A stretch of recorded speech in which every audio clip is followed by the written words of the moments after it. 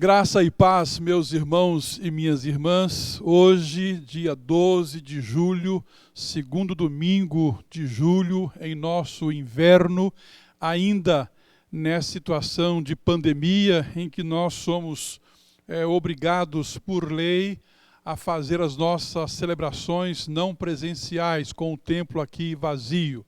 Eu quero convidá-los a que abramos agora as nossas Bíblias. No Salmo 84, versículos de 1 a 3, diz exatamente o seguinte: Quão amáveis são os teus tabernáculos, Senhor dos exércitos!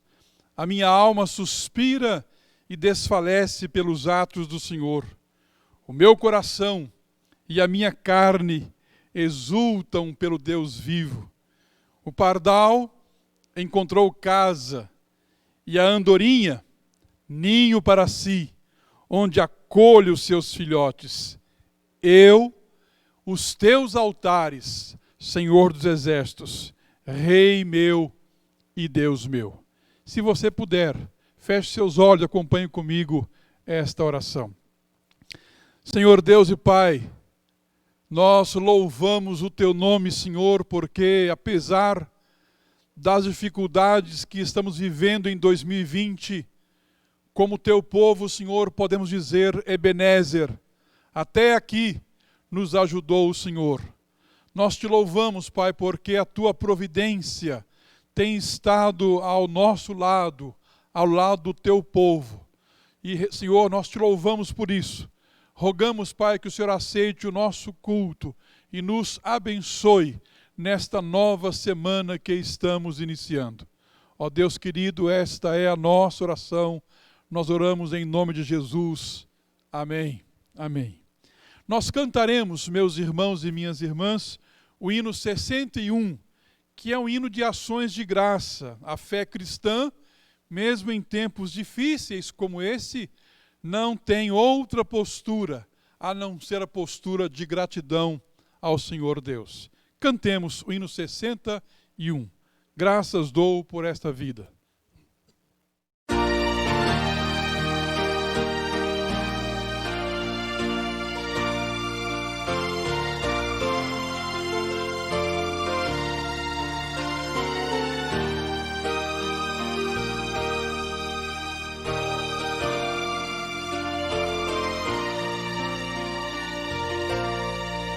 Graças dou por esta vida, pelo bem que revelou.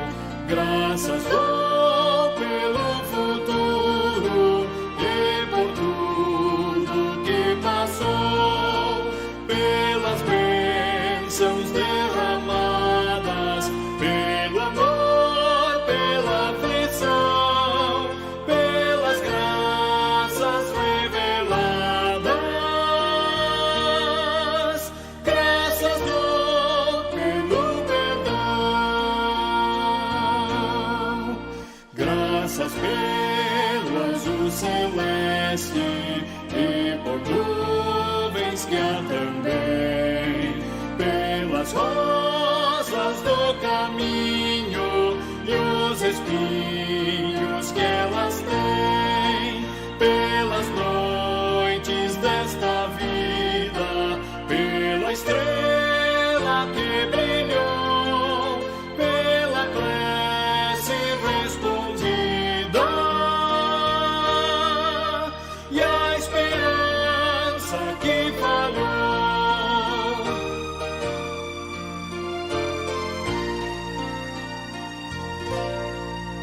Pela cruz e o sofrimento e a final ressurreição, pelo amor que é sem medida, pela paz no coração, pela lágrima vertida e o consolo que é sem par, pelo dom da eterna vida. Sempre graças hei de dar.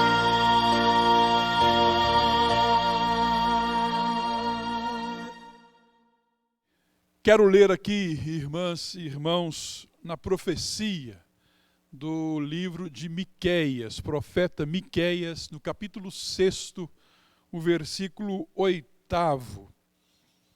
Aliás, leremos do primeiro até o 8º versículo. Miqueias, capítulo 6, do primeiro até o 8º.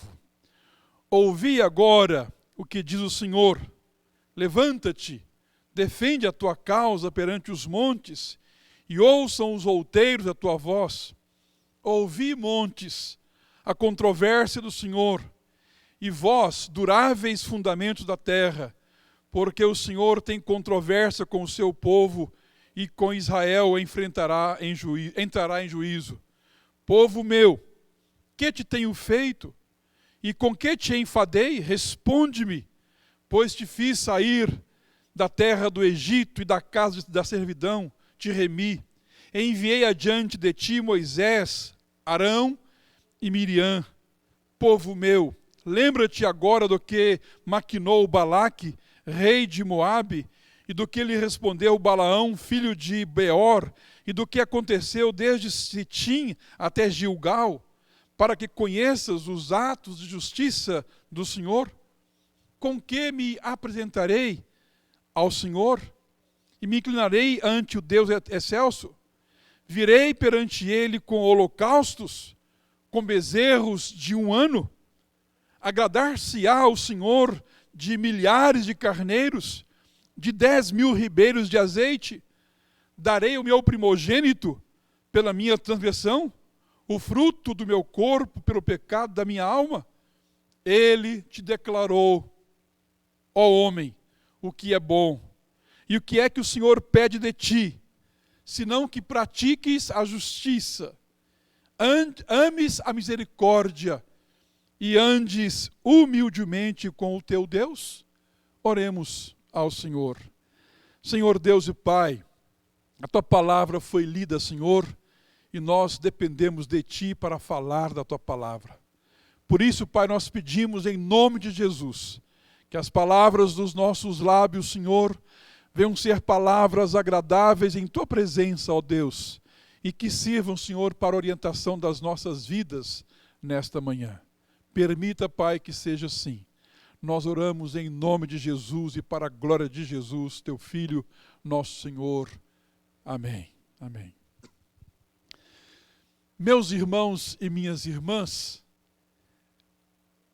é muito comum entre o povo de Deus os comentários a respeito da dificuldade que nós temos de compreender plenamente a vontade de Deus.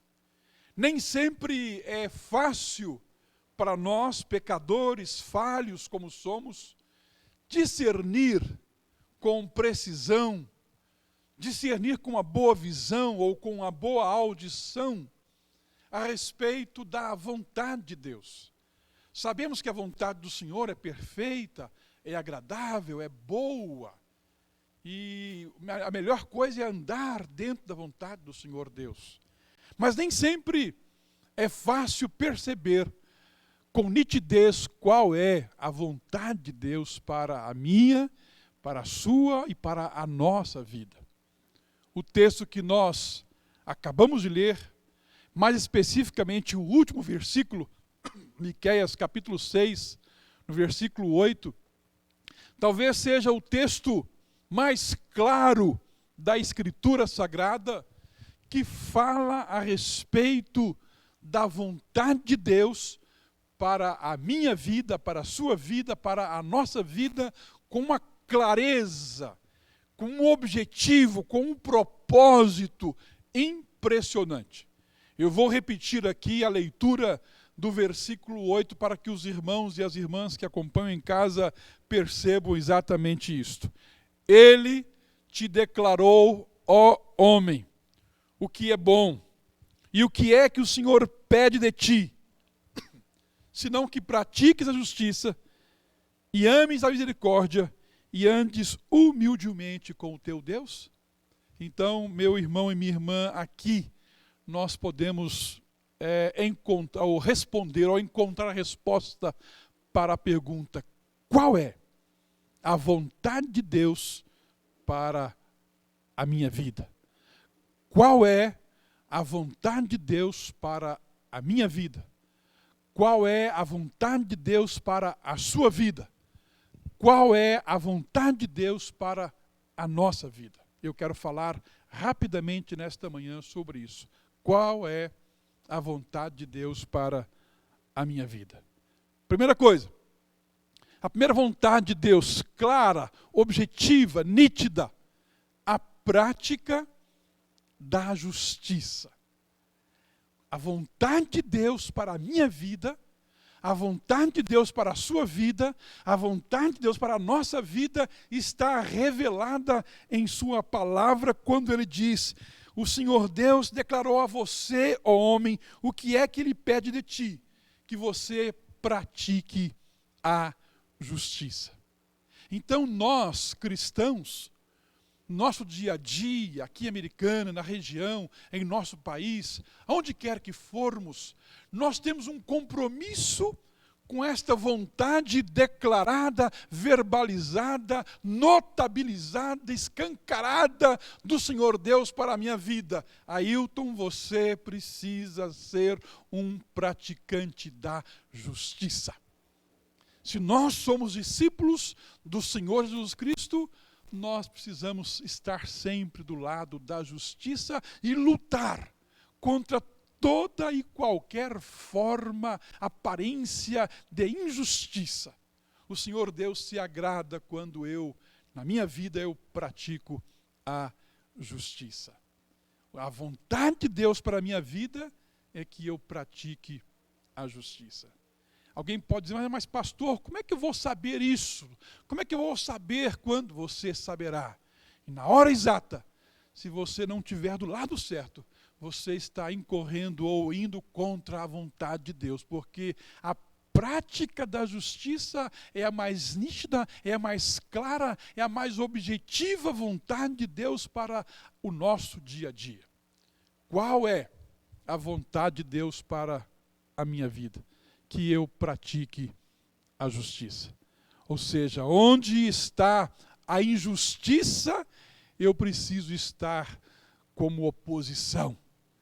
Onde está qualquer ato de injustiça que é praticado, eu preciso mostrar a minha indignação, a minha vergonha, e mostrar que eu estou do lado da prática da justiça, porque esta é a vontade de Deus para a minha, para a sua, para a nossa vida, a prática da justiça. Qual é a vontade de Deus para a minha vida? Além da prática da justiça, a prática do amor e da misericórdia. Olha só a continuação do versículo 8. Ele te declarou, ó homem, o que é bom, e o que é que o Senhor pede de ti, senão que pratiques a justiça e ames a misericórdia. Meu irmão e minha irmã, não há como servir a Deus sem sermos misericordiosos. A vontade de Deus para a minha vida, em sua palavra, está clara, está objetiva, nítida. E ele está dizendo: Ailton, você precisa ser um amante da misericórdia. Você precisa ser um praticante do amor e um amor misericordioso. E meus irmãos e minhas irmãs, nunca o tempo em que nós estamos vivendo precisou tanto de misericórdia, um coração bondoso, misericordioso, solidário, que tenha empatia pelo outro, que sofre a dor do outro, que se coloca no lugar do outro e que se importa de verdade com o outro, a tal ponto de fazer alguma coisa, de ter compaixão com aquele outro. O Senhor, esta é a vontade de Deus, que eu ame a misericórdia. Nem sempre nós estamos do lado da misericórdia. Às vezes, nós estamos do lado do juízo. Às vezes, estamos sempre com um dedo apontado. tentando apontar o erro, tentando apontar o pecado, tentando apontar alguma coisa e às vezes apontando com ódio no coração, com rancor, com raiva, com uma ira. Nem sempre nós somos mestres em amar com misericórdia. E esta é a vontade de Deus, que nós amemos com misericórdia. O maior exemplo vem do próprio Jesus Cristo, nosso Senhor, quando ele na cruz do Calvário, sendo crucificado, quando começa a falar algumas palavras na cruz, a sua palavra é de perdão àquelas pessoas que estavam crucificando. Pai, perdoa-lhes porque não sabem o que fazem. Isto é misericórdia. Quando abordado pelo ladrão da cruz, malfeitor, bandido, que estava morrendo ali, cumprindo a justiça do que os seus atos mereciam, esse bandido arrependido volta-se para Jesus Cristo e pede: Senhor, lembra-te de mim quando vieres no teu reino. E o Senhor Jesus não pensa duas vezes e responde: hoje estarás comigo no paraíso. Prática da misericórdia. Esta é a vontade de Deus para a minha vida, para a sua vida, para a nossa vida. Está claro, está objetivo. Qual é a vontade de Deus para a minha vida? A prática da justiça, e que eu ame a misericórdia, que a misericórdia seja sempre de mãos dadas comigo, que a minha vida transborde de misericórdia para com as pessoas. E, em terceiro e último lugar, qual é a vontade de Deus para a minha, para a sua, para a nossa vida?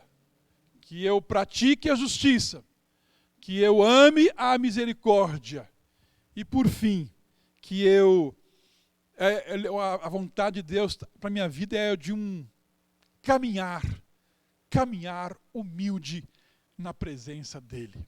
Olha só como termina o texto do versículo 8. E andes humildemente com o teu Deus, ou seja, o Senhor Jesus, o Senhor Deus declarou a vontade dEle para a minha vida. Ele quer que eu ande com Ele e ande em humildade. A humildade, meus irmãos e minhas irmãs, é a principal virtude para a fé. A fé cristã não combina com orgulho. A fé cristã não combina com presunção. A fé cristã não combina com vaidade. A fé cristã combina com humildade. O Senhor Deus quer que eu ande humildemente na presença dEle, reconhecendo sempre a minha natureza pecaminosa, reconhecendo sempre a minha dependência dEle, reconhecendo sempre a soberania dEle, reconhecendo sempre que Ele está no controle de tudo e que eu, você, nós dependemos completamente das mãos do Senhor Deus. Andar humildemente na presença do Senhor Deus. Os evangelhos registram o episódio de um centurião. Aliás, o evangelho de Lucas registra, Lucas capítulo 7, de 1 a 10. Um centurião tinha um servo que estava doente, quase à morte. E este centurião, embora um soldado, um homem importante no exército romano, se preocupava com o seu criado porque ele o amava muito, e então mandou uma comitiva de amigos ir até Jesus para que Jesus viesse até a sua casa para curar o seu servo. Diz a narrativa que quando o Senhor Jesus então está quase chegando à porta ou à casa daquele centurião, o centurião envia uma nova comitiva para dizer: Senhor, olha, eu me avaliei bem e eu não me julguei digno de ir ter contigo, e mais, eu não sou digno de recebê-lo na minha casa, mas Senhor, eu sou homem de palavra, eu sou soldado, eu tenho soldados às minhas ordens, eu digo a um faz isto, ele faz, eu digo a outro vem e ele vem. E, Senhor, eu não sou digno de recebê-lo na minha casa, mas eu creio que o Senhor pode daí mandar uma palavra e o meu rapaz aqui será curado. Quando o Senhor Jesus ouve isto, ele diz: olha, nem mesmo em Israel eu encontrei uma fé como esta. Uma fé humilde. Uma fé que anda em humildade diante do Senhor. Mais à frente, em Lucas 18, o Senhor Jesus conta duas parábolas. Uma delas de dois homens que foram ao templo para orar. E o primeiro era um homem religioso, crente, religioso, conhecedor da Bíblia. E orava de si para si: ó Deus, eu te louvo porque eu não sou como os demais homens. Eu te louvo porque eu pratico a tua palavra. E ele falava de si para si orgulhosamente. O Senhor Jesus diz que entrou um outro homem para orar no templo, e este homem era publicano, estava lá no último banco. E este homem orava uma oração simples, batia no peito, dizia: ó Deus, sê propício a mim, pecador. E quando Jesus conclui a palavra, ele diz: olha, este homem que orou esta frase simples, pequena, desceu para casa justificado, porque todos os que se exaltam serão humilhados, mas os que se humilham serão exaltados. A humildade é a principal virtude para a fé, e é a vontade de Deus para a minha vida, que eu ande humildemente na presença do Senhor. Você quer saber qual é a vontade de Deus? Hoje, domingo, dia 12 de julho, eu estou dizendo para você: a vontade de Deus para a sua vida, para a minha vida, para a nossa vida, está aqui em Miqueias 6:8. Que eu pratique a justiça, que eu ame a misericórdia e que eu ande humildemente na presença do Senhor. Esta é a vontade de Deus. Cumpramos. Vamos fazer com que a nossa vida se harmonize com essa vontade de Deus, que é perfeita, que é agradável e que só tem a nos ajudar. Que Deus nos abençoe e que nos auxilie a descobrir e a praticar a vontade de Deus para a nossa vida. Vamos orar mais uma vez ao Senhor, encerrando aqui o nosso culto. Hoje à noite, nosso culto será dirigido pelo nosso pastor, reverendo Jabes. A nossa condição ainda nesse mês de julho é de continuar as nossas celebrações não presenciais, transmitindo aos irmãos, usando aqui a tecnologia, a internet, para chegar até você a mensagem, a reflexão, os nossos cânticos, as nossas orações. Oremos ao Senhor nesse instante. Desejo aos irmãos um bom e um abençoado domingo na presença do Senhor, com muito sol. Oremos. Senhor Deus, nosso Pai querido, nós louvamos o Teu nome, Senhor, porque o Senhor, de forma reveladora, traduz para nós, Senhor, qual é a vontade do Senhor para a nossa vida. E nós Te louvamos, Pai, porque compreendemos isso, entendemos isso, e queremos, Pai, pedir o Teu auxílio, a Tua assistência para praticarmos, Pai, a justiça, para amarmos a misericórdia e para andarmos humildemente em Tua presença. Abençoa, Pai, o Teu povo nesta nova semana que estamos iniciando. Cada irmã, cada irmão, que todos nós tenhamos a Tua bênção e a Tua assistência. Ó Deus querido, esta é a nossa oração. Nós oramos em nome de Jesus, Teu Filho, nosso Senhor. Amém. O Senhor esteja ao teu lado, como teu grande amigo e companheiro de jornada. O Senhor esteja acima de ti, velando por ti e abençoando. O Senhor esteja abaixo de ti, calçando os teus pés, firmando os teus passos. O Senhor esteja às tuas costas, guardando-te completamente de pessoas desleais. o Senhor esteja à tua frente, como luz que ilumina a tua caminhada. O Senhor esteja dentro de ti, dando-te força, coragem, fé e vontade de viver. O Senhor esteja ao teu redor, envolvendo-te completamente com o seu amor. Amém. E que a graça do nosso Senhor e Salvador Jesus Cristo, o amor de Deus o Pai e a comunhão do Santo Espírito do Senhor sejam com todos nós e com todo o povo de Deus disperso na terra, hoje, aqui, agora e para sempre. Amém, Senhor. Amém. Bom domingo, meus irmãos e minhas irmãs.